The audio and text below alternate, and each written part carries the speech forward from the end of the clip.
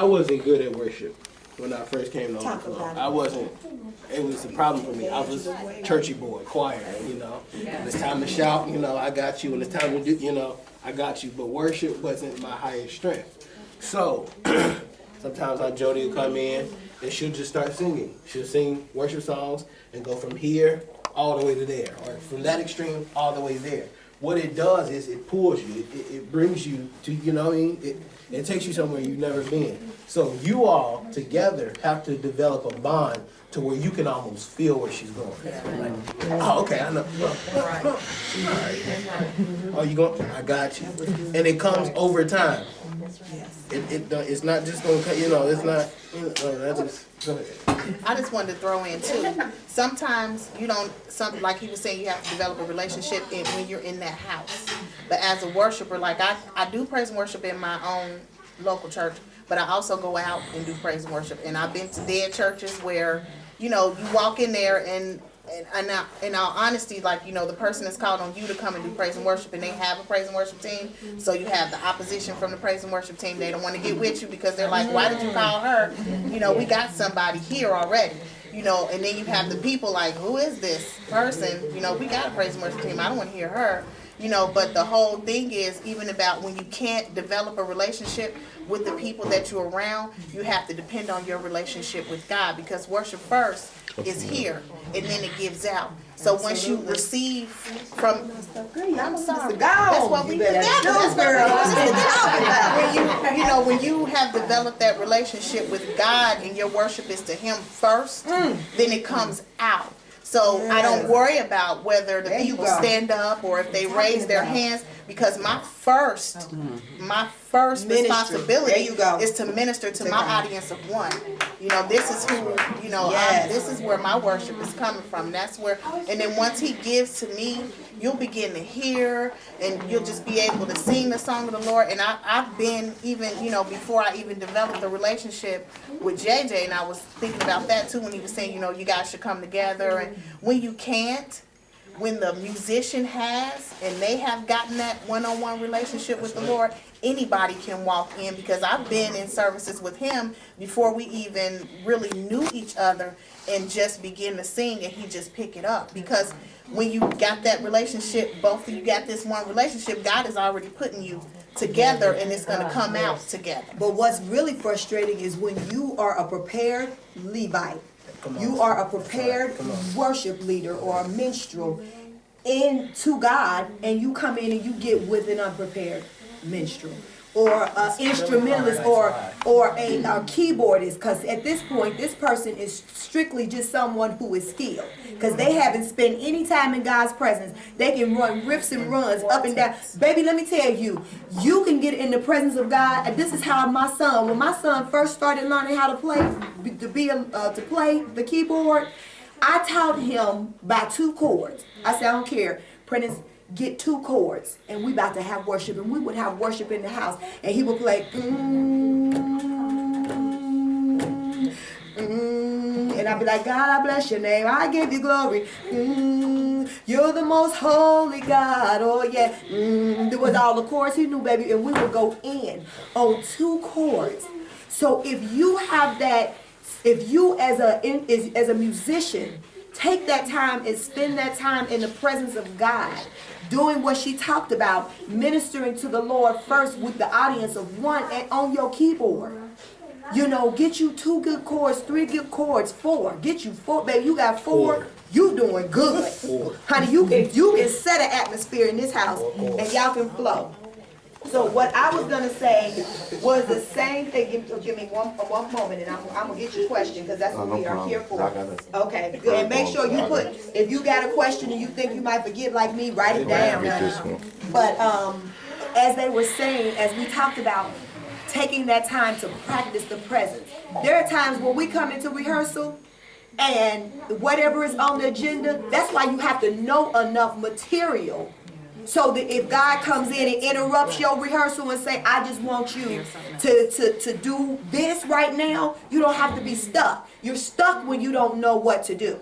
When you haven't prepared, that's when you get stuck, because you don't have anything you know, you don't have nothing in your repertoire. You don't have anything in your box. You don't have anything in your reserve. You don't have anything prepared.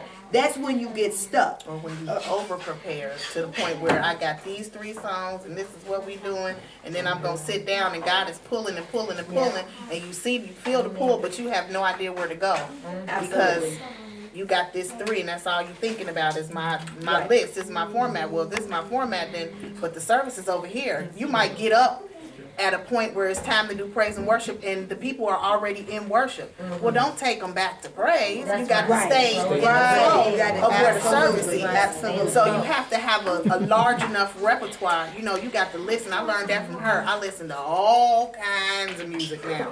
Country, Christian, everything. Because even sometimes when you might hear a melody and God gives you the words, that melody might come from somewhere else, and you just start singing these words because this is the words that's coming from Him, and it's just it might be to a melody of a song, but totally different words. So you have to keep your mind open. You have to constantly listen to it. I listen to worship all day at work. All day I'm just listening and listening. On Pandora, I just got a worship station. Christian music is playing. Everything is playing because you just don't know when it's going to come out. And sometimes the words that you've heard is what God wants to hear, but it may not be to the melody that you learn. So you just start singing those words because it's the words that's flowing with the service at this moment.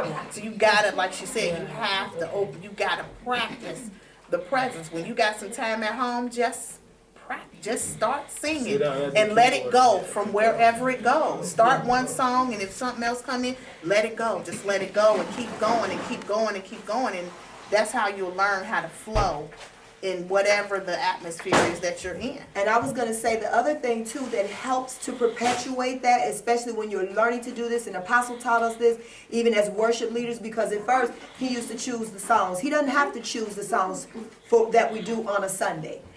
If he has something in specific that he wants us to learn, we do that. We make sure it happens, whether he comes in and teaches it, whether I teach it.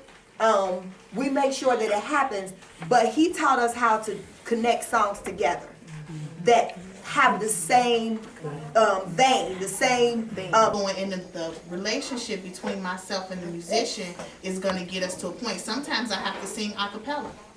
Just sing it until they get it. And then after I done sang it through a couple of times, then they go ahead and get it and we flow right on into wherever we need to go to.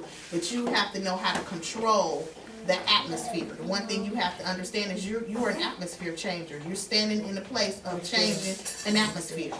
And you are supposed to command that atmosphere to go where you need it to go, and whatever God is calling for at that moment, you have to command that atmosphere to change it and to make it go where you need to go. One thing that when I was learning about different atmospheres, because I would go to places that were really, really dry, and people just wouldn't stand and they wouldn't go, and I had to learn how to command them to go, because my thing is this is my relationship here. I'm not going to let you come in and have me trying to go this way, what you giving me, and I'm giving God this. No, it's got to come from the head down to me and then out.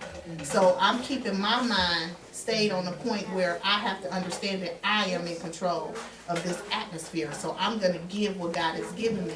And there's an illustration that God showed me when I was thinking about atmosphere is he was showing me about snow. When it snows, there are ice crystals all the time in the atmosphere. They just don't form down into the snow until the atmosphere is correct for them to come out. So because it's there, we have to cultivate that atmosphere. So God's Spirit is hovering. He's ready at all times to come down and envelop that room. But we have to get the atmosphere correct.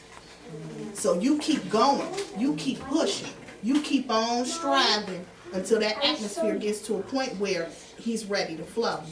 And when it gets there, you will not have to worry about anybody praising, worshiping with you, because it's going to happen. One thing that I try never to do, and I had to learn to stop saying, come on, put your hands together. Come on, stand up. Come on, let's worship. I stopped doing that. I don't have to invoke you to do anything. Once God brings it down and it starts coming out, oh, you going.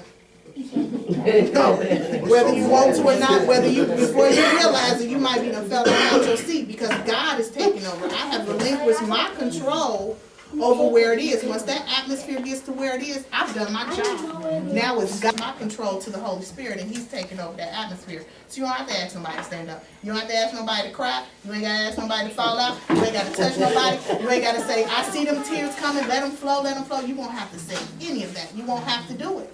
Because you've relinquished your control now, and God is totally taking over that atmosphere. As a worship leader, playing behind my aunt and Apostle Benny is probably the best thing that I mean. Like, I would advise you, like, sometimes to listen to recordings of the service to see, like, okay, to get an idea of generally how things go, and you know what I mean. Practice. I mean, like, all right, let me give a good example. Sunday, Apostle starts singing "Press in Your Presence," but we were doing "Have Your Way" for sound check. "Pressing Your Presence" is a totally different key, but because he was somewhere else, I couldn't just shift. So normally, you know, they'll give you a little hint. So, have your way, have your way, have your way, have your way. I want to press in your presence. I feel like pressing in his presence.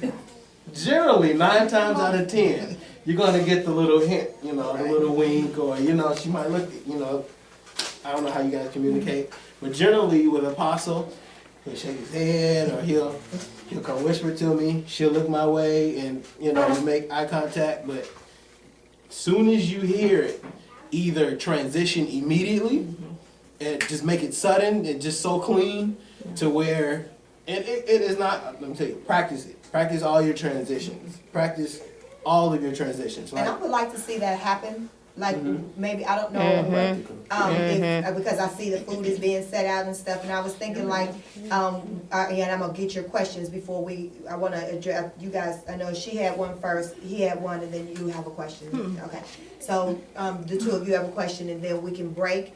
And then when we gather back, if we could go to the sanctuary, and then that way we can begin to kind of, as Apostle calls them, practicums, or actually practicing the presence. And let's just, you know, put a few of these things into action. And it sounds like we might have to do a part 2 at maybe another time or whatever. Okay with that? Y'all like Oh, that? that's wonderful. Right, okay. That's Well, a that'll get blessing. you back for a weekend. We'll be ready then, though. We won't need them then. Well, We're ready to go to another level. Ready to go to another You know dimension. What Apostle said last night? All that I know. All that I know is all that I know. But all that I know is all that I need. So we always got some more to know. By that time, we done found some more stuff. Tell me your name, please. Kelly. Okay, Kelly. Okay, my question is, I have a question. I used to be on the praise worship team, but I'm not on there now. And when I go out, and God, I'm out, and even just visiting or whatever, God give me a song to sing, I sing it, worship. I mean, God comes through the place, but it doesn't happen when I'm here at my house. I mean, it could if I can put it. I don't feel like I'm able to use the gift that God has given me. Because God, I mean, I might not have the best voice, but when God gives me something, He always blesses in it. You know what I mean? So I know that part. But how do you, because see, even when I go in prayer and stuff, God gives me songs, I mean like worship songs, I mean songs that are the type of songs that you will use either during the altar or during just exhortation, you know what I mean? And I've written them down. I've written my songs down, and God give me worship songs and things to, you know, sing and stuff. But it's like, Well, the one thing I would, one thing I would say to that, and I don't know if you have something else, but maybe if I start, you might get something else. The one thing I remember when I first came to Overflow, and it was different from, I mean, I've been raised in holiness, so I've been in church all of my life.